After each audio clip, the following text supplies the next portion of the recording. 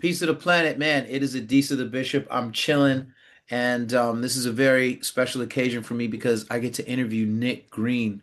Now, in the jiu-jitsu community, Nick Greene is a big deal and has been for a long time.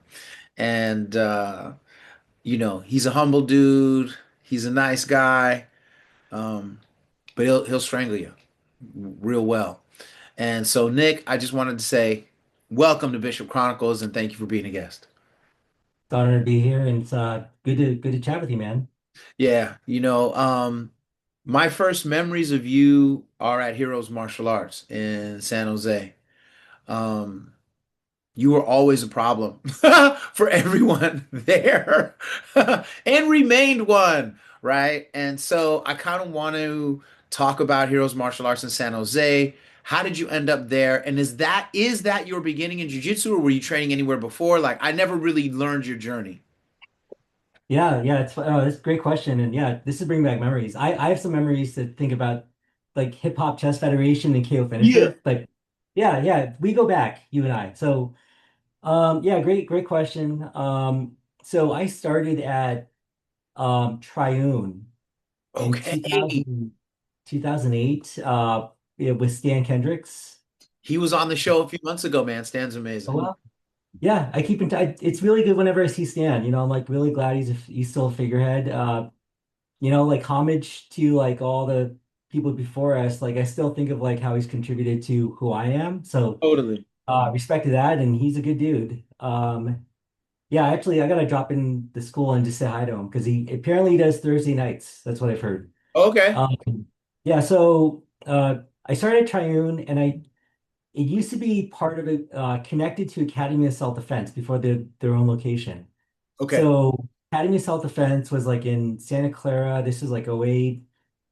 There's someone named Giovanni. He was like Kung Lee's like coach for like Strike Wow. Force. Okay. Yeah. Really good. So I was like a beginner, and I was like doing jujitsu class.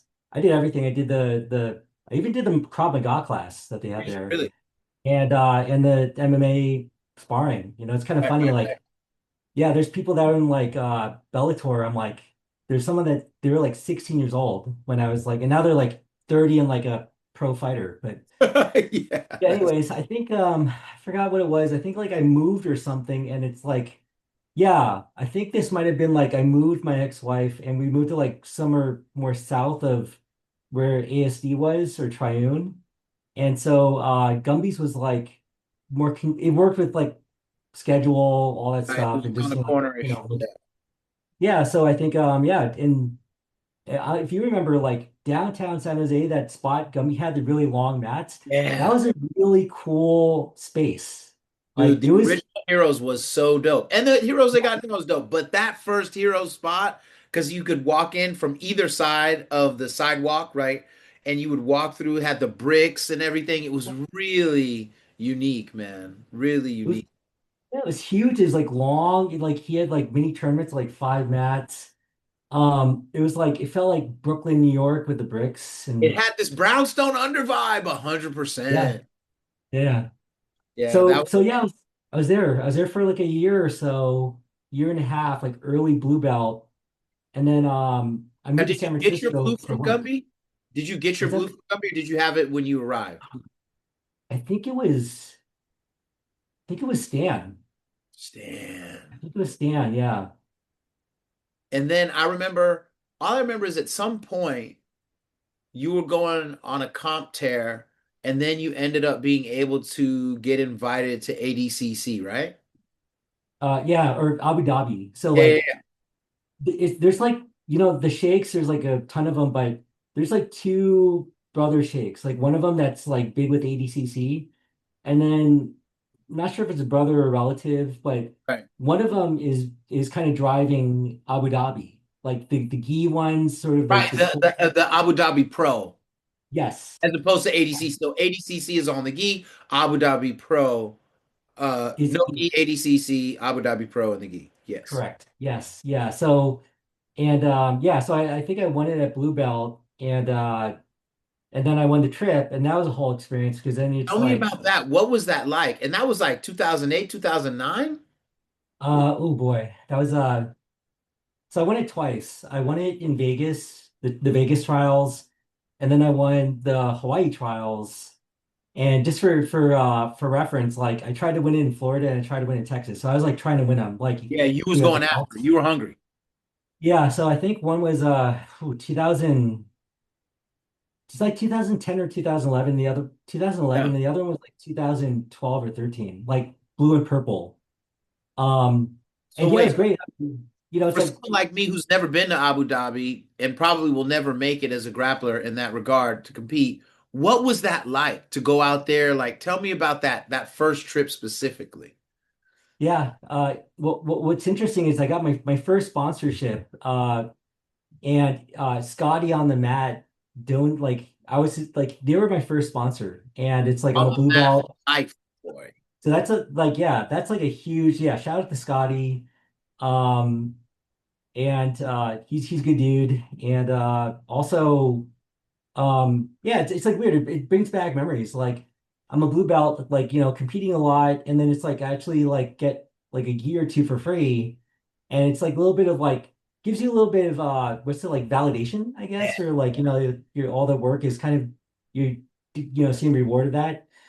So yeah, in Abu Dhabi is a crazy trip because basically everyone won different trials from different parts of the globe. So, I mean, when I went to Abu Dhabi, you were there. I was there for like a week, week and a half, and they put all the competitors in a hotel. Mm, Like, and so it's like just picture a hotel full of hundreds of jiu-jitsu people. That's all yeah, it is. That's jiu-jitsu people. And they're all over the world. Like it's like there was one from like Europe, what like Brazil, Japan, Korea, like like maybe Russia. Like it's just everywhere. So. yeah. It's a very um, international pool, man. Yeah, it's crazy. It's kind of like just it's it felt like how like jiu-jitsu and IBJJF, there's like tournaments every country now. Like you see how Yeah, there's just crazy rotation of yeah. just like English event Open. like, Da da da da. Right, right. It's going yeah, down. but it was early stage where like there wasn't any of that. So we're all like naive. It's like the breakdance scene. It's like it's starting to build and grow, but no one knows each other. Yeah, Everyone's kind of starting to get their footing and now it's bigger now. yeah. So yeah, it's funny. I still remember some of the people I met in there, like Bruno Pucci. I think he's like MMA with Angela Lee and all that. Yeah, I think you're If you right. Yeah, he was there. Yes, yeah, people like that. It's just like, but this is like 13 years ago when it's like they were like hungry brown belts or something like that. It's like they're early in their career, and now it's like you see them now. It's like people own schools. They just Got blossomed a real lot. names in the game. Yeah. Or here's one for you, Disa. So when I won the Vegas trials, like Gumby and I went, Bobby was there. Yeah, Uh, yeah. Shout out to Bobby. yeah, Nick Bourbon was like 16 or 17. Dude, I He was like remember when I first he's came a to white belt. Heroes, bro. You know what Yeah, I'm saying? he's a kid. He was like a teen. He was a Dude, teenager. So we were all there, like for the whole like when that's we all went to Vegas together. So it was like a great experience together. And then the whole Abu Dhabi thing, like it's just to get a bigger glimpse into like the jiu-jitsu world and like how it's like front row seats to everything. So like I remember I trained with everyone, like every single like big name competitor you could think of like in the scene. And then it's kind of like weird little things where it's like I think people in my division, I competed against them when I was blue belt at the like for the Abu Dhabi, right. like actual main event. I think it was in my division with like Patrick. Like I don't even remember if I competed against him. I think I did with him or there's Gregory Rodriguez, who's Mhm. in the UFC now. Yeah. Uh, and then Patrick Gaudillo. I don't know if you heard that name, but he competes a lot. Like if you like Google YouTube, like you'll see him against like Nick Rodriguez and all the big names. Really? So Wow. yeah, it's like early stage, and we were blue belts. So it's like early stage me, because I'm a weird generation, like like middle stage before there's like the newest generation. I'm the mid generation, and before that's like Right. Roger Gracie, all those people. So it's weird. I was going up the ranks with people that are like sort of like really active, high level. They're the ones on the invites, and yeah, they're like really big now. So kind Dude, of that's interesting. Yeah. so now not long after you got back. you started training at Half Gracie in San Francisco, right? And was that with Kurt? And how did that come to pass? Yeah, so that was interesting. I remember the first day I came in, it was like I just moved to San Francisco. I was like, maybe Gumby's like, hey, come train at Half's, or you should, check out Half's SF. Cool. I had no idea what Kurt was. I came into class, there was like 50 people like doing warm-ups. And I was like, because most of the time, like maybe Gumby's classes at the time were like 10, 15 people Yeah, or stands easy. or 10 or something. It's 15 like, tops in them days. yeah. So I went to like the mat and I was just like, holy crap, there's like, it was just like, I remember tallying up, I was like, wow, there's like 5 black belts, 6 brown belts, like eight Yeah, purple. It was like weird, like so many color belts. yeah, It blew me away because like I'm used to like, a lot of classes and, like stands or Gumbies where it's like, honestly, like one brown belt, a purple or two, and a blue and all white yeah. belts. True, true, true. So, how was that first day of training? Do you remember like what that was like? How did you come out feeling Yeah. about it? Like, Yeah, it felt very militaristic, like warm-ups, like they pushed hard. The warm-ups were really good, just like like if you weren't sweating and gassed out, like you weren't doing it right. We're not like that as much anymore. We're like more in the middle. warm-ups used to Like be brutal though, dog. yeah, Brutal. I no, totally, man. Like we had these ropes in the corner where you had to do like 3 or 4 of them, You had to go all the and way my up. hands would be like throbbing, and like they took the ropes off. And whenever people do warm-ups, like every once in a while I'll substitute teach a class at San Francisco, and people do warm-ups, and I'll like point to the ceiling, like, hey, you see those little metal like beam clasps? And they're like, yeah. I'm like, we used to have ropes there and you have to like climb them. So like it's kind of funny. And just yeah, they have no idea like how tough the warm-ups were. No, I was talking a couple weeks ago, and I was like, I don't think a lot of the people who were in this room would have been able to make it through the old warm-ups of Half Gracie, man, because that alone would break your soul, bro. Like a lot of people would leave just from the warm-up all the time, and Yeah, no one cared. Like if you were just thrown up on the side of the mat and then you grabbed your stuff and left, no one cared. It was yeah. tough, and I remember this one time in Mountain View. Oh my God, who's the guy? Will His Diaz or No, no, no. There's a guy from the UFC. His nickname is the Red Wolf. I am blowing it right now. Eugene Jackson. So Eugene Jackson was a black dude from East Palo Alto. Yoked as all get out. Really good. Had hands. Like he fought in one of the first UFCs in Japan, and a guy's teeth, several teeth, came out when he was swinging on him. So that dude's like, "Oh, I want to come train at House one day." So he comes in and he's like, "Clow." I mean, like ridiculous. Even to this day, like Eugene Jackson is ridiculously yoked. And so they start the warm ups, and I already know. I'm like, "Oh man, this dude's gonna make it so we die." Because like House really gonna push the warm up because the dude's yoked, so he's gonna try to burn him out a bit.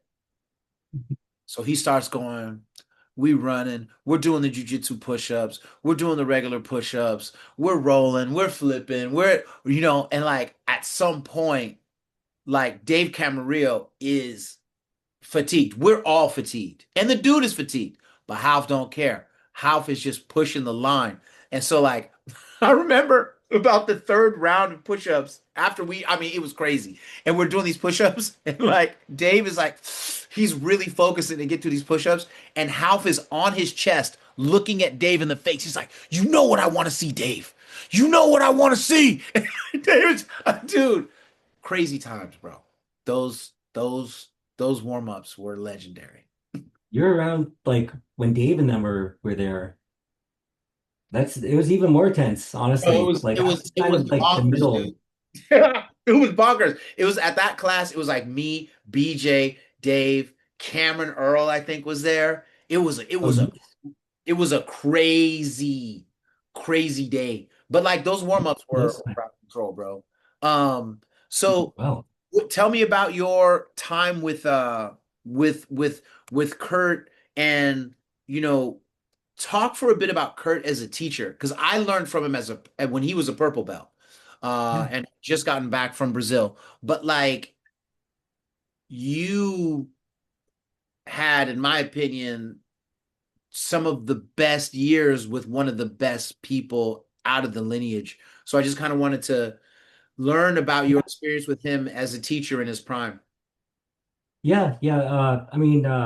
Yeah, it's I mean, I got my black belt from Kurt. Like literally, like it's practically like I need to put it in the shadow box, but he gave me his belt, which is kind of crazy.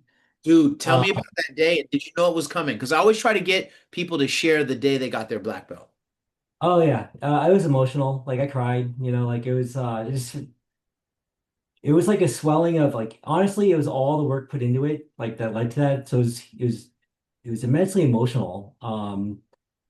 Uh, it's it's like a weird accomplishment. It's almost like traumatically it's like traumatically overcoming. It's like a You traumatic know, release of some sort. like Yeah, like I can't say this because I've never had cancer, but it's like getting through some storm, but of triumph. It's paradoxical because it's yeah, like it's not like a traumatic thing, but it's like the trauma thing in my mind is, and I understand the word trauma can, like is its own topic, of course. is like getting through to the other side and all the work and turmoil that got put into it. And it's like I don't know if there's validation to it, like the validation for all the work put in. Um, Even I think about honestly, it's one of these things where it's like I'm 7 years into my black belt, and then my answer now to you might be different in like a year or 3 years. I rarely get asked that. That's what's interesting to Visa, but I don't want to ramble because I know I can. No, this is good. I want to have the whole conversation. Like, don't feel like you got to say or not say anything. I'm interested in you as a friend and as a fan of your jujitsu journey, genuinely. So, you know, Yeah, yeah, and to that point, what's interesting? I think about everything that leads up to that, there's a lot of stuff, right? It's just like highs and lows, competition. It could be jujitsu non-competition. It could be like your family life and whatever, all these factors, right? I think the swell of emotion was like, wow, like everything put into that led to the belt. It's almost like a sort of like I don't know if it's like you made it to then the top of the mountain and it's like there's no reward. I think it's like a meaningful milestone. It's yeah, like it's like a huge milestone where it's like um and all the like I think you just reflect, yeah, it's almost like everything like 10 years of like all that work and like experience and the experiences. Like, like the stuff we've done together, yeah, the training together, just like the people we know. So yeah, it's like I think it's a big sort of like holistic everything that got put into it. And yeah. it's new things. So No, that's beautiful, man. Thank you for yeah. sharing that too, man. Like that's really cool to hear. And so, like, I mean, it's gonna sound corny, but like you were always really good. Okay. Like that's how I recall you. You always moved good. You were, you were strong. You were patient. You were always looking to be technical, even though you had hella strength. Um, and I'm curious through your journey, like let's say like what kind of understandings did training with Kurt help you get clarity on? Maybe it's a positional thing where you were always losing from here and now you're winning. Maybe it's something you never thought about that he said to you that helped you turn a corner. I'm just curious. Yeah. Yeah, because I do want to touch on that Kurt stuff because there's a lot to it with him. Um, what comes to mind is Kurt. Kurt is a creative. You know how like there's left side of the brain, right side of the brain. Some instructors might be really structured and it'll give you like this mind map of like all these systems and sort of like rules and processes. Kurt has that, but I feel like he's more right side of the brain. That's why there's so much color in his instruction. That's why there's so much fun and fascination with it. And I think that helps with sort of like the break dancer in me loves I that remember because that. that because it speaks and it actually speaks to everyone because Kurt's made a huge influence on anyone he touches. And again, like, like you have to have both, but it's like both are needed, the structure and then the creative side. But I really saw Kurt's creative side really make you experience jujitsu and see it a certain way, like not it's a problem, but sort of the like all of his colorful metaphors, like don't Yeah. leave your legs open like a prostitute in the You would talk crazy. ring.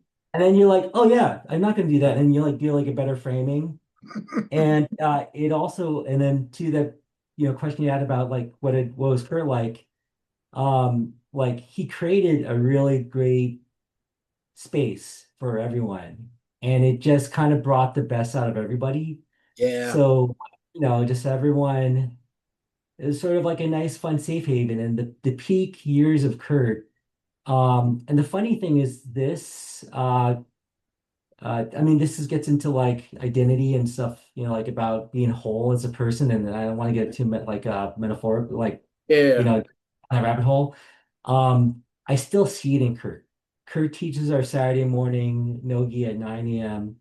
And every once in a while, I'll see like honestly, it's fun. It's kind of fun. Like I'm just on the side, whatever, like, and I'm just like, just watching with it without like intent. And like some white belt is like, needs help or something. And Kurt's like, oh, let me show you something. White belt has no idea it's like who Kurt is. And Kurt just shows all these like really like smart, oh no, bro, you should do this. Like, if you do that, they're gonna pass and then you're screwed, man. And then it's like this, the ISIS is never gonna get you, I don't know, like, but and the funny thing is it could be like some sort of San Francisco AI programmer person, and it Yeah. kind of they they get it, they have fun, like they're absorbing his knowledge. And I think it rubs off on them too, because they're so used, you can have the left side of the brain instructor like, oh no, like you have to turn this 90 degrees or whatever in this. And it's like, I think just Kurt's color makes it like a fun experience of learning. I think that, Yeah. like, because everyone learns differently. And I just think that he's like the right side of the brain of how he works really makes a big impact on whoever he teaches. It's really deep. I agree with you 100%. And one of the things, like for me, I just felt blessed that he even acknowledged my existence. I mean, because when you were a purple belt, when he was a purple belt, like you were damn near a god on your own. You know what I mean? It was very rare to see.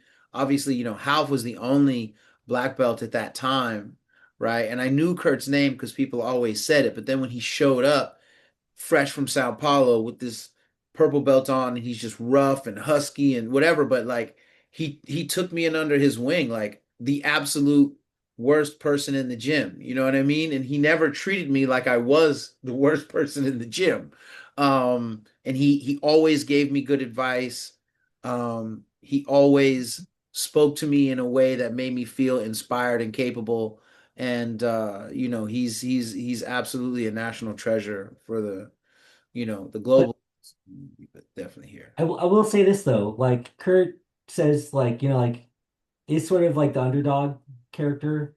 I feel like you just mentioned you kind of see yourself that way. I think there all is that in all of us. Yeah. I think like careful meeting your heroes or whatever, like or just like, or just what like I still don't get like as much success as I've had, or like I'm seeing like, oh, I've had a lot of like a lot of failures. I just don't care. I'll tell you this, I don't care about losing. Like I have no like my ego doesn't work against me. Like I kind of have whatever it is, like I just have it's a I don't have that issue and I Where get did it that some come from? How did um you develop that?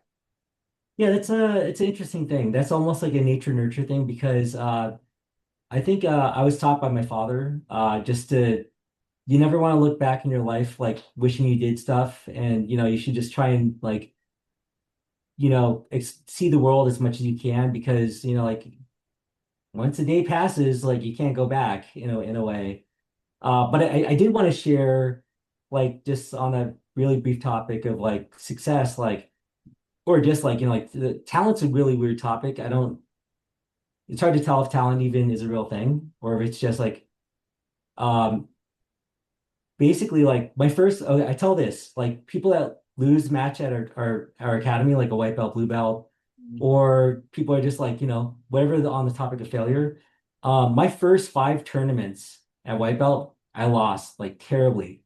One of them was like 12-0 or something, just like I was just getting mauled. Another one, I got armbarred. This is the first like in a row. Like it's like, all right, like I suck at jiu-jitsu, I'm gonna quit or whatever. Like Yeah, yeah, I don't yeah. know, there's some sort of thing like, all right, hey, that's how you learn. You just keep going back in.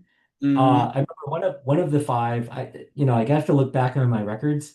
Someone did a judo takedown and then fell on my wrist, broke my wrist. I had the footage of that. So but then the learning curve, and I just kept going out there. I think I did like one or two. There's a period from like blue belt to brown belt. I was doing 2 tournaments a month. So it's like 24 tournaments a year. So you're gonna get better. You're gonna learn because you're just like, all right, like reset. I'm in the mix. Like, yeah, that's all it is. It's interesting you say that because there's a guy, Professor Khalil Bostan. He actually is one of the guys that run Gracie Baja Apperly Bridge in Bradford in the United Kingdom. He runs that with Professor Lewis Matthews, and they have a jiu-jitsu circuit out there called Empire. And it runs all over. And he's often reffing. And so one day it was me, my boy Sean, my boy Farouk, we're at Khalil, and one of them, I think it was Sean, was like, "So what is the most common theme among people who compete that do well? Like, you know what I mean? Like what is it that like is the attribute?" And he said that the attribute was that they keep competing. You know what I mean? He was like, the more you compete, you go out there, you're nervous, you know what I mean? You're kind of, your brain's a little sticky, whatever, but that the more you compete, the more calm, more present, more, you know what I mean? Stuff's not throwing you off, the lights or the thing, whatever. And I was like, dang, that makes a lot of sense. You know what I mean? Like, I never thought about that until he said it, but it sounds like you're kind of the proof of that. Yeah, I mean it's simple, but it's also what you do with all that. Like you have to keep learning and improving. It's not like you just hit your head against the wall each time you compete. So it's like a lot of the losses, like every time I lose, and even when I won, like that was kind of a real sign. Like you do a tournament, you win like 3 matches in a row, and you're like, yeah, I won, gold, all that stuff. But like if you're really trying to improve, like it doesn't matter like winning or losing, you'll even figure out. You'll look back at your footage and be like, all right, what did I do wrong, even though I won? Like I Mm, submitted them, but they swept me. Why did they sweep me? Like where did I leave open? What was going on? So there's a period where I really used to like dissect and like just work on stuff. And it's like the journey is like even black belt. It's like I'm like, all right, I need to do better wrestling, better stand up, things like yeah. that. And like reach out to my judo friends. We have a SF State judo SF State um Tony, he's a wrestling coach for SF State. He's Okay. really good. And like I'm like I talk to him like, hey, I gotta pick your brain more and stuff. So that's all. It's just kind of like just, you know, refining Staying as on you go. the path, staying on the path. Now, Mhm. we come from an earlier era. So, books were a thing that people used to try to soak up. I'm looking at Dave Camarillo's Submit Everyone book. I know I got Jiu-Jitsu University over there, and at my parents' house, I have a bunch of other Jiu-Jitsu books. I found them to be helpful because I'm a nerd. When it comes to jujitsu books, whether they are technical or maybe like historical or cultural or even philosophical, what kind of books, if any, uh, inspired you, helped you, or whatever? And if there are none, then that's okay too. Yeah, like I know a lot of people use books. I don't really use them much. I know the Saulo Ribeiro Jiu-Jitsu University one's a big one. Yeah. So like I'd be at a like you, like I'd be at a friend's place and I'd like be hanging out, maybe people watching UFC, be like I like look through Oh, it well, and be let's like, see. actually, it's really good. Like, like the content's really good there. Like there's like Eddie Bravo one. Yeah, I got a So I couple think Eddie Bravo ones. yeah, yeah. The Twister, well, yeah. So anyways, like straight up, like I don't really look at the books much. I did used to watch some of the DVD, like the videos. Some stand out. I think you know, what is it? Um, Mario Sperry did one, which is like Mario was Sperry's pretty good. good, bro. Yeah, yeah. It was just old Those were school good. style. Like, Gi and no gi. Those were good. yeah, and he's fun. He's kind of like Kurt in a little way, like a little personality and his like, like how he showed stuff. And then Bro. there's That's one guy I wish I could meet, man. I would love to meet like Mario. I have a story on him actually, if you want to hear real Let's quick. go. So Abu Dhabi trials, like the Vegas one, 2010 or something or 11, they did a free seminar with Mario Sperry. So like I was a blue belt and it's free, and it was like the night or the day or whatever, the night before the tournament. So I didn't really know who he was. It's like, oh, it's a free seminar. I'm a blue belt, Right, he's a black belt. So I go there and it's like me and one person and no one else. Like the tournament itself has like hundreds of people competing, you right, know. So I didn't really know who Mario Sperry was. And I still remember this. Like it was basically a private with Mario Sperry, me and some other blue belt or something. And he was just like, and what's cool is like, I remember this. He wasn't a diva. So I would be kind of pissed, like no one, like there's like, like I'm a big name black belt. There's no one there. Like, it strike to my ego. right, Like, right, right.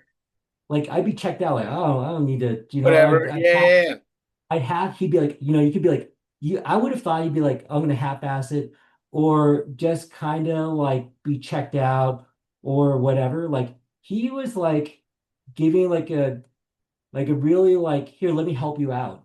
And that kind of showed like if people really love jujitsu, like you can tell. So he really did.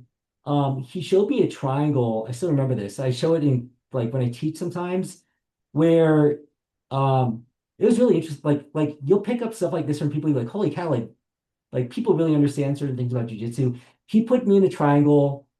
He didn't lock his legs in. You know, you lock your legs Yeah, like yeah, how this. you close it. Yeah, And he just pinched it softly, like just like knees together. yeah. And within like half a second, I was like, like just tapped, right?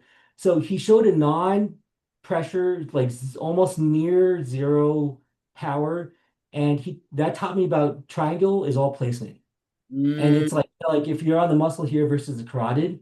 And I showed it to people like if you do a really clean triangle in placement and position, they'll choke out. Like it'll be right on the very- place. But everything else is just muscling, is forcing.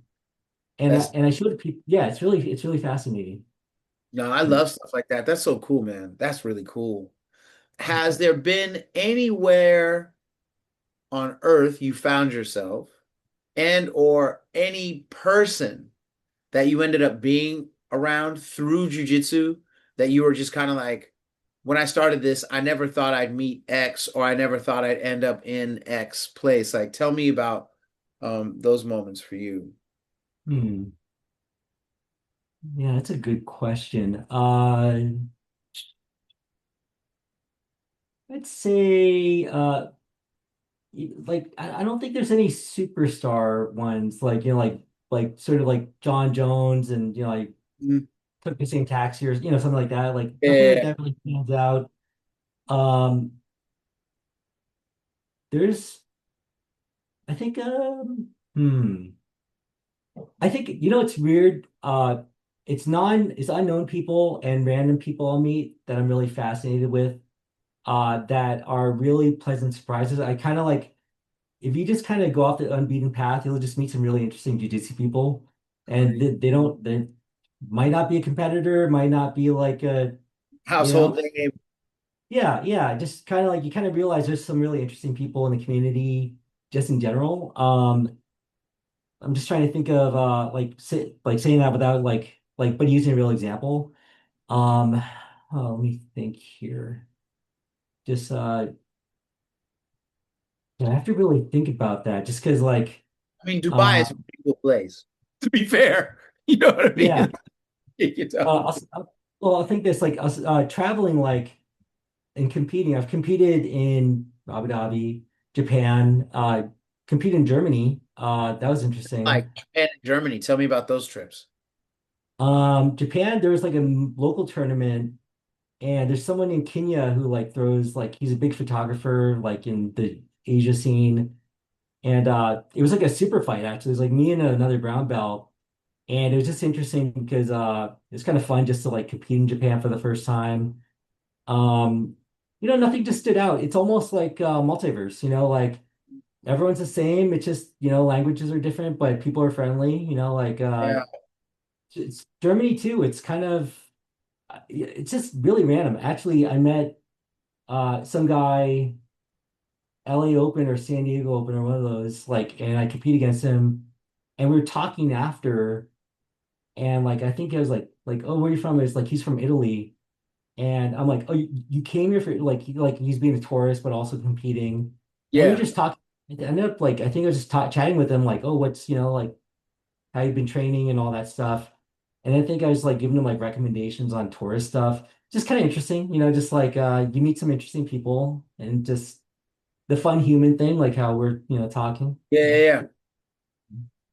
No, I love stuff like that. I think that, especially coming from like my hip hop background, I met so many amazing people. And I'm not even talking about like, yeah, yeah, like I did meet Tupac and we hung out a lot, Easy E, whoever. But like most of the best people that I met in hip hop aren't artists. You know what I mean? They're just other people who love the culture, there's some random DJ, some unknown rapper, some, you know what I mean, beat maker or, whatever. Um, but I never thought that I would ever have a network that surpassed that. And jujitsu surpasses it like by a Interesting. hundredfold. Interesting.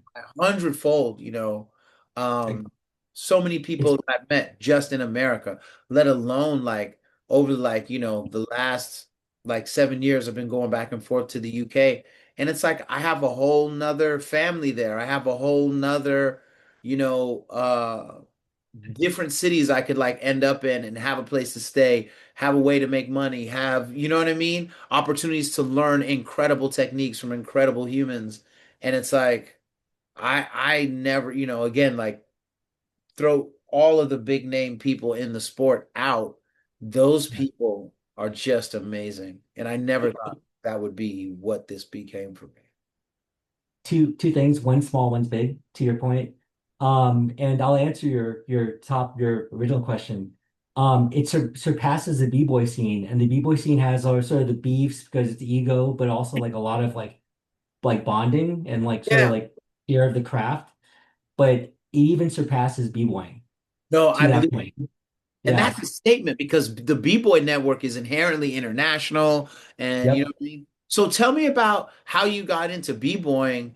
And Yeah. I know there's a lot of conversations that people have about relationships between dancing and fighting. I did a small film on Bruce Lee at the Bruce Lee Museum about how he was a cha-cha dancer and stuff like that.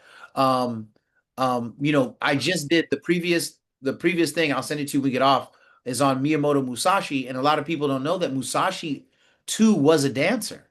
He did Hmm. Japanese no dancing and he was really good at it, good enough to teach his adopted son, who he got a job at a castle because he had taught him this dance. And I was like, no one's ever been able to explain how or who taught Miyamoto Musashi how to dance. No one's ever explained that.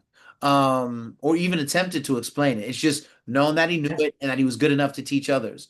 But how did you get into dance? And then please tell me your opinions, because I can't dance at all. Your opinions around relationships between dancing and jujitsu specifically, but fighting in general. Yeah. Oh, first, like the one thing about like like people you meet along the way. So I thought of someone. He deserves the credit too. So uh there's someone named JJ. He was on Bellator. We fought, like competed against each other, brown belt. Okay. Um, and then he moved to Guam. He has like Steel Athletics, a gym there. I think he serves for the military now. He's a really fascinating guy. I think also I'm like silent fans of certain people in the community where it's like I'm like their biggest fan or like I'm rooting for them.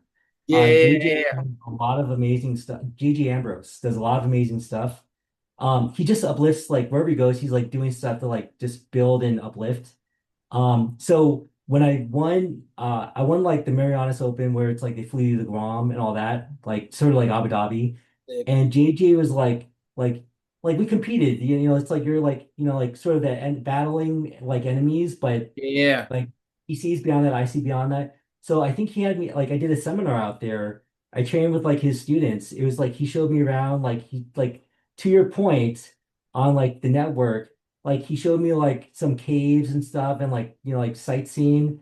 And it's just like really amazing. Like, man, it's like I competed against someone that like, ran me for like 10 minutes or 8 minutes. And you know, but then you make a friend, and then later on, you know, just kind of like you're a fan and support them, kind of like how we are in the scene, like you know, like from Yeah. afar. But like, so there's that. So I just wanted to say, give him a Oh, shout man, out that's because great. I love stuff like that, man.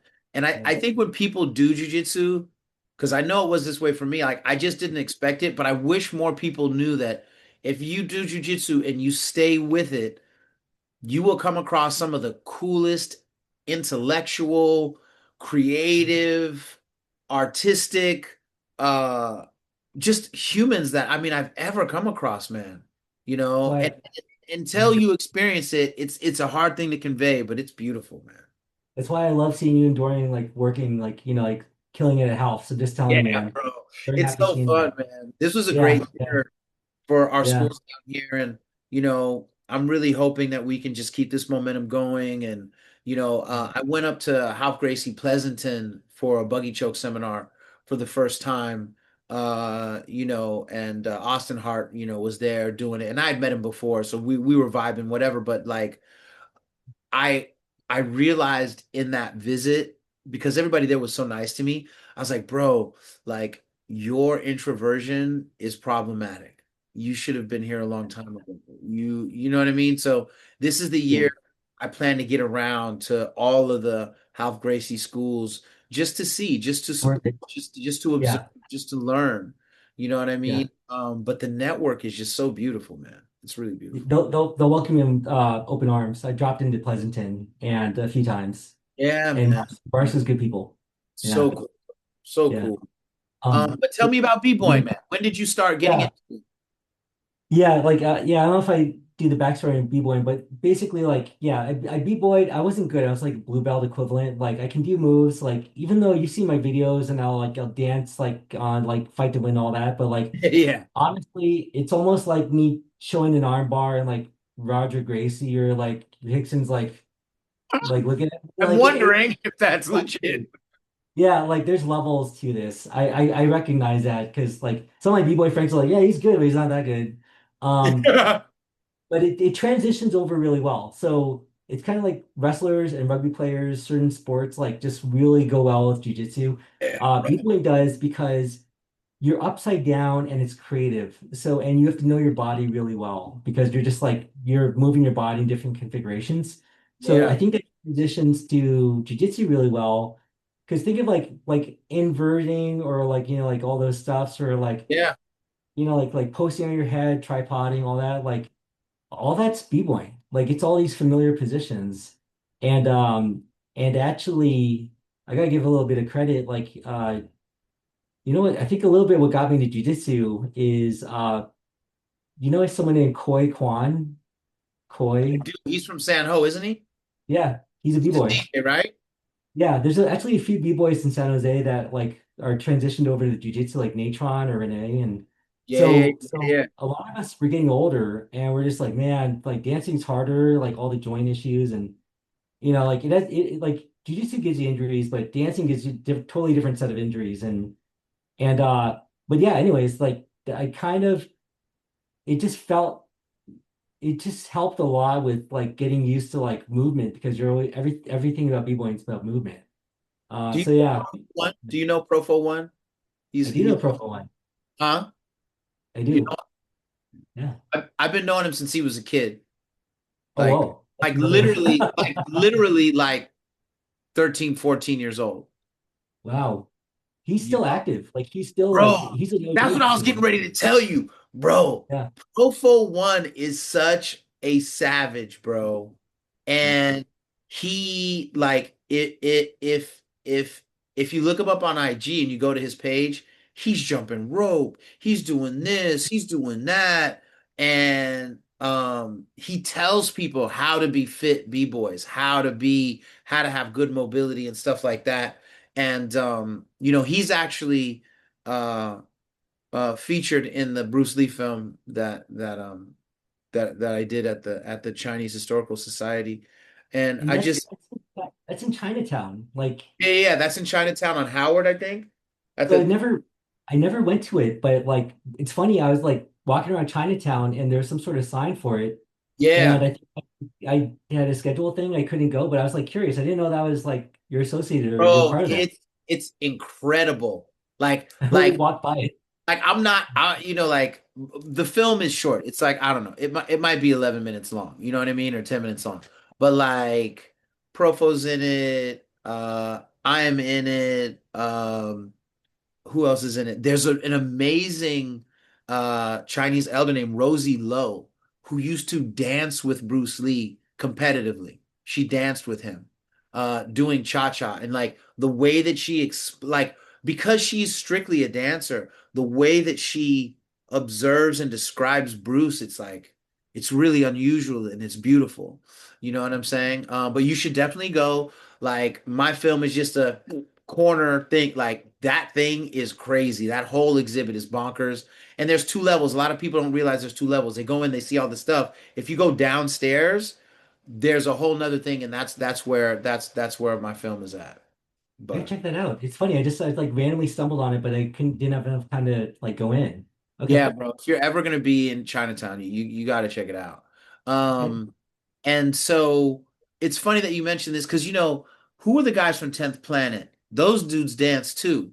Um, Oh, Boogeyman, Richie, and Giovanni. yeah. In the Boogie and scene too. Geo. And those dudes, they compete, or I don't know if they compete still, but they competed a lot in like real B-boy tournaments back in the day, right? Like, I remember them. I've seen it at some of the jams. Like because the Bay Area had a scene and then LA had a scene. yeah. Remember, they were like really, really skinny punk rocker, kind of like anarchist, Yeah. like kind of a little emo-ish, and they Yeah. were aggressive too. They would like do the whole this, like in your face. And I Yeah. was like, actually at the time I was like, man, these guys are rude jerks. But later on, you get to meet them, and like I've dropped into Richie's gym and we had like a little mini b-boy battle for fun for the students. Like, Smash. you know what I'm saying? Like that's how like we all grow from all that. See, that's Yeah, what I'm but saying. I mean, like, that's dope. You know what I'm saying? Like, I love stuff like that. Um, man, like, let me ask you, at this stage of your jujitsu journey, where are you at and what are your goals?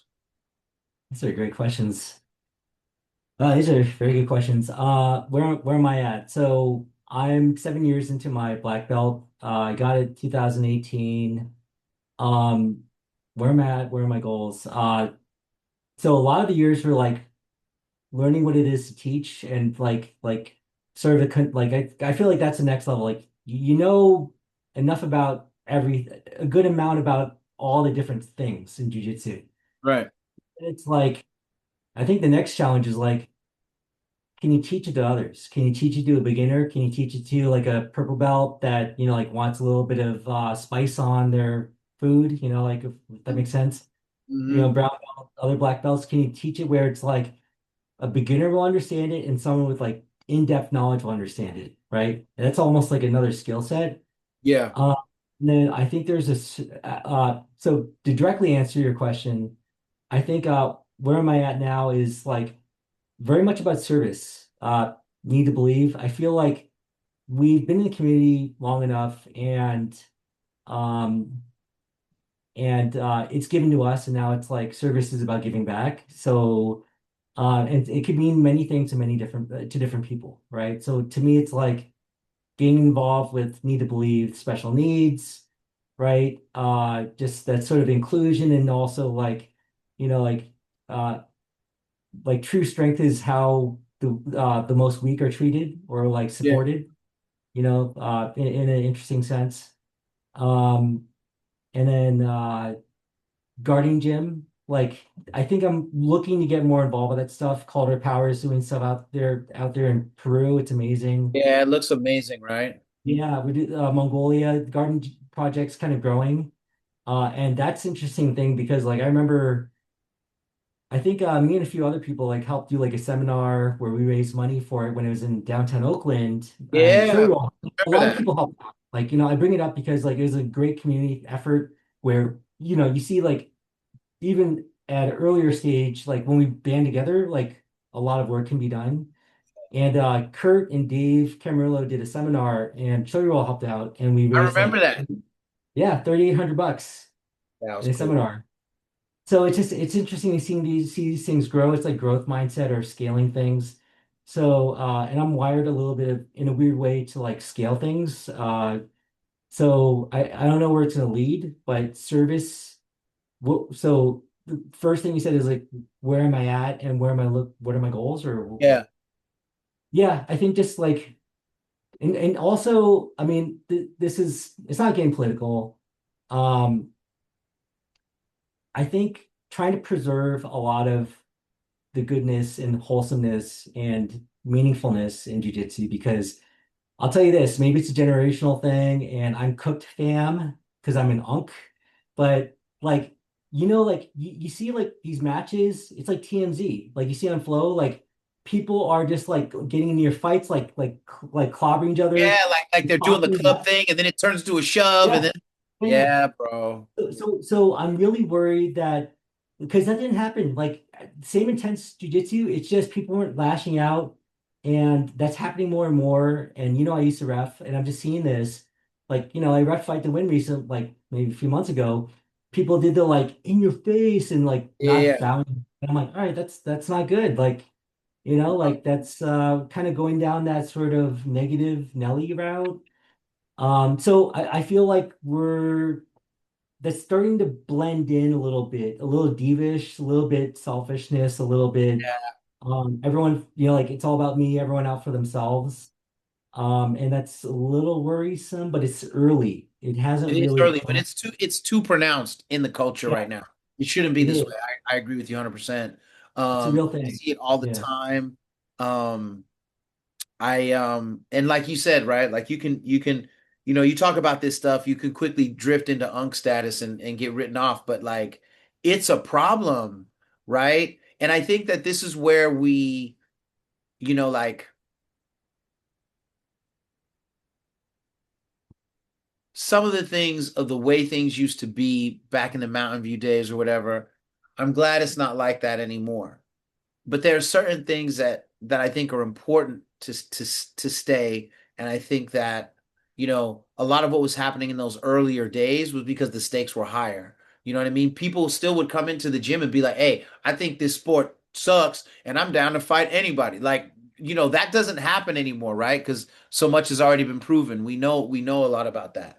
And when all of the first Brazilians came to LA, San Diego, and the Bay or whatever to establish themselves, I think they brought a lot of that old school, Rio City gritty edge. But, in time, cooler heads prevailed across, in general.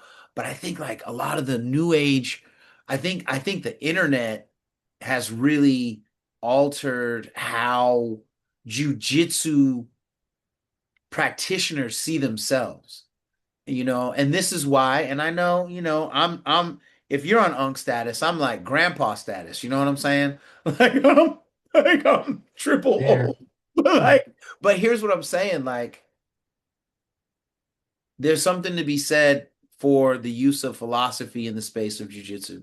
And when people say, "Oh, why are you always talking about stoicism? Why are you always talking about ethical stuff? Why are you always?" Because if you learn this sport but don't have ethics, if you learn this sport but you're not connected to whatever your faith is or whatever your general philosophy is, right? If you're not, what you're learning can be detrimental to the community you think you're here to help.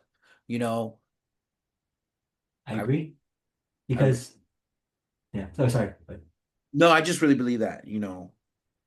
I agree because it's like our when people like I try to be a martial artist and not a grappler.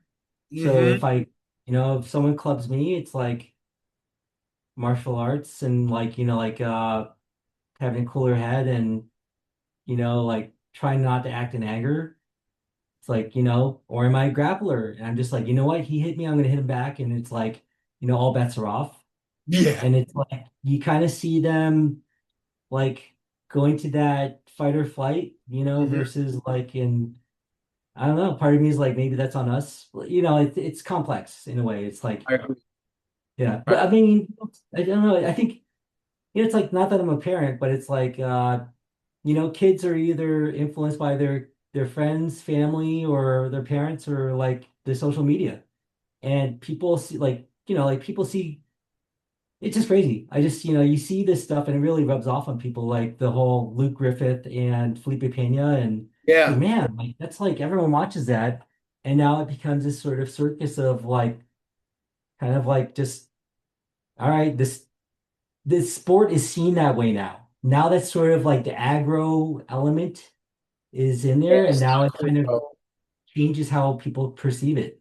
No, it's not cool. It's not cool. And I hope that I hope that more folks aligned with heads like ours are able to steer the ship, you know, in a more balanced direction. I think that could be solved if IBJJF, ADCC, and you know Polaris Pro, right? If they started saying, "Look, if you act out, you forfeit your purse.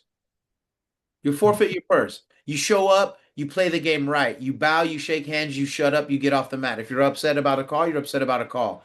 But I tell you what, you come up in here slapping people, run them into the tables, no purse. I guarantee you, you would see the culture shift overnight. Yeah, I think repercussions because like bad press. Sometimes bad press is like any press is good press. Sometimes I'm like, all right, like I don't know, like, He said, like I don't know. people want attention. Like even bad attention. I don't know. It's complex. No, I agree though. I don't know if there's shame when people are like seeing like something, there's a video of someone doing something like this, and so, like someone like just shoves in like this, and like when they see it blowing up on like in the whole community's watching it, are they like, yeah, what's up? I look tough and like puffing my chest and like like sort of the alpha in them is like appealing and it's like, all right, like I stood my ground, like I'm never gonna back down and like no one's gonna tell me I'm wrong. Yeah. Or are they like, you know what? Maybe I should have done that. Like I kind of have to live with that, or that's out there. And is that really me? Or is Yeah. that sort of fear, right? So Is that yeah, vulnerability. so You know what I yeah. mean? Before we go, one of the things, and again, I have this long laundry list of reasons why I admire you and I appreciate you and the work you do in the community. But one of them specifically is the work you were doing in the early days of the Stop Asian Hate campaign. You know what I'm saying? You did some work with a few organizations and did some events. Um, at that time, I was actually teaching. Um, I had an older Asian couple that I was teaching privates to, you know, during that time because you know the husband and his wife they were both martial artists, but neither of them had done any jujitsu, and so they were like, you know, will you teach us? And so I started teaching them out of garage and stuff, and it was really beautiful. And you know, as an African American who was so influenced by Bruce Lee, so influenced by Chinese philosophy uh, and Japanese philosophy, and you know, so many people that I consider extended family, who I love like blood family, are Chinese, Japanese, Filipino, Korean, right? So I took it very personally, especially seeing too many times African American youth being, you know what I mean, involved in the accosting. Like it was heartbreaking for me. Um, And so to see the work that you were doing was really cool. I just wanted to say, it's awesome. Could you please kind of talk about, what you were doing and the organizations involved so people can be aware? Yeah, sure. Yeah, thanks for that. So I think also part of me is like I help friends that like request help or like, like I could, contribute if I can, if like someone needs, or so my friend Jeremy Jong, like he's involved in Hudson Lao is involved with Asians Are Strong because there's a lot of incidents where there's like really pretty harsh violence on like elderly Chinese in like San Francisco.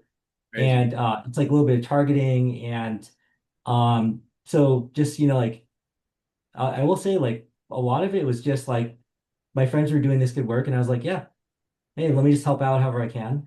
But in a weird way, that's also like just helping a friend. Like it could be like literally like my friend's moving his apartment and it's, hey, are you free? And I'd be like, yeah, hey, you're my friend. Yeah, in a simple way, very simple way. Um, but also, yeah, the work that it's very meaningful because uh, it's empowering the community. Also, everyone connects. It builds community. It shows like we really do care about the elderly, and they've done a lot of self-defense. Like they've done like sort of old like elderly community, like Chinese community centers, and like throwing self-defense in sort of like the sort of like kind of like living area or whatever, like the common area. So they do a lot of work in that. And then I remember there's I think he's like retired SF police captain Jason Chernus who like helped connect us a lot with SFPD for like getting support. They had like a booth set up for some of this stuff. So it's like, it's a whole network. Like we all Yeah. help each other out. And Jason connected me. I even got like it's kind of really fascinating. Like um just to get like I think I reached out to Bill Scott. He was the police chief at the time, and he responded to some of my emails, like connecting me with like some other district chief commander who like got me in touch with like the community people, and then That's they were educating elderly, and like I think they're educating like like a lot of stuff people forget, but it's like don't go alone by yourself, go in a pair, like this, and like education and whistles and just like stuff to like how to be more vigilant on your own. So no, that's good, that was man. interesting. And then like the sexy, we made it sexy. So Jeremy and I did like a jiu-jitsu demonstration, and it was really good. I think it was for the community to just kind of like recognize that it's an issue and just try and get more. I think a lot of it's just getting education and attention because Yeah. like it just like when it happens once, it's like okay, this is a problem. When it happens like second time, the third time, fourth time over like the It's year, happening then so it's a often, problem. especially in the It's a shadow of COVID and problem. everything. And the org is called Asians Are Strong, correct? Yeah, it's a nonprofit. I think if people, it's like a 501(c)(3), so if people want to donate, just go to the website. Yeah, if you do other stuff at DC, if you ever want to get involved or whatever, Oh, dude, I'm down, bro. yeah, Yeah, yeah, like I'll, hit them up or I'll hit them up or whatever, because yeah. they're good people. Great, Yeah. man. That's great. Well, thank you for being on Bishop Chronicles. Tell people how to get a hold of you if they want to hit you up, learn some things, or get a private. Oh yeah, I mean, I don't really advertise it. I do privates, but it's kind of like, I don't know. I feel like I go down that rabbit hole of like over promotion. Anyways, my Instagram is Korean Bomba, and I train at Health Gracie San Francisco, and it's a very welcoming place. So if people are visiting, like just hit us up, come visit, come train. Yeah, absolutely, man. Thank you so much. Oh, and do you ever see Seiji much? You see him much over there? I know Seiji. Yeah, Dude, he's all right. that's my G, man. Give him a hug for me when you see him, man. Give him a hug for me when you Yeah, see him. yeah. Like I know we get you're gonna probably like formally cut it, but we didn't even talk about KO Finisher and Hip Hop Chess Federation. That's like the I best. know, Yeah, I dude. tell people like they have no idea I did like these cool projects with you. Like I Dude, tell let's talk about that because you're right. We need to have, and we ain't cutting that out. Let's talk about it. So, you guys, so there was this thing called the KO finisher, the Kurt Osiander finisher. It was down in LA. We had RZA come down. We had a Hip Hop Chess Federation thing in the back. Nick was up front strangling people. It was pretty epic. Let's talk about it. That was fun. oh, dude, that is it's like like okay, so it's already game changing. Like every once in a while, I'll see like they'll have like a live band playing an open mat or a DJ like DJ Redmatic or something at like an Yeah, open mat. Or like it's at a brewery and they have like a little competition or like the John Wick and part of it's yeah, like I love it because it's innovative, it's collaborating, it's kind of like building like connecting cultures. But I have to say, Lisa, like that stuff we were doing together was like early pioneer version of that. Because yeah. like the No, chess it thing, was, man. It absolutely yeah, was. You know, yeah, it was game changing. But and it's like and it was like because God, it was like a decade ago or so. Like yeah. the people don't understand. It was like it showed how creative we could be about just like doing it however we want to do it, and yeah, and making it like really fun and culturally like just like enriching. And I remember that man, like we did like a whole like super fight thing. Your chess thing was cool, honestly. I looked at the lineup, like, like the people like in the chess culture, and like there was like I know some of them had to like they couldn't make it, but there's like some actor who's like a New Zealander or something. He's in a bunch of stuff, or and Dude, then the guy from Providence, or we had so many cool people that came to different ones. My brain is spaced right now, but I do remember at the one in LA, they had it was RZA, it was who was the guy? Oh my God. The yeah, Mexican dude from Sons of Anarchy who ended up doing yeah, the TV show. yeah. I forgot Like, his name. He's in a ton of stuff. Yeah, yeah. yeah, he was there. Emilio, blank. Yeah, or something. Yeah, Ramirez. Yeah, yeah. Yeah, I know. dude, he was there. Like, it was great. Rocca from Dilated Peoples was there. Like, bro, it was I was bomb. such a So you know what sucked? Like I wanted to get a photo like with RZA, but at the same time I was so busy running around just I like know working. you. And I was like I saw him like in the corner here, this like kind of group and like his crew. I was like, Yeah. man, I almost want to be like, hey, but as one busy and two, it's like a respecting. It's like I'm not gonna be like, hey, can I get a Yeah, hey, what's photo? up, dude? Yeah, nah, dude. Yeah. It's like, yeah. Well, next time me and him are getting ready to kick it, I'll give you a ring and Ooh, we'll that's just kick kidding. it. You know what I'm Yeah. saying? Awesome. We'll just kick it. Because But that was a great, we yeah. were in the city. Well, some point last year, RZA was. Oh, remember when Wu Tang did their big that final tour thing, and they came to the city, and went back and forth with him and some of the other homies, and they were like, "Let's go do dinner," and I was like, "Gumby, let's go to the city with RZA," and like we went and had dinner at this place. It was really cool. Next time I call Gumby, I'll call you when I'm on the way, and we'll figure it out. Stars align. Yeah. No. Yeah, man, it's all good, dude. Well, man, thank you for being on this Bishop Chronicles. As much as I've known about you, I learned a lot more, and I love talking about b-boying and hip hop and jiu-jitsu. That's perfect, man. So I will hopefully see you soon at one of these comps or whatever. And thank you for everything you continue to give to the community, man. Yeah, I thoroughly enjoyed it, and then I gotta visit you guys sometime. So near Please, future. please, yeah, yeah, yeah. Yeah. So listen, guys. Please understand, man. I'm one of the luckiest men on earth. I get to kick it with real savages and learn from them, and now you do too.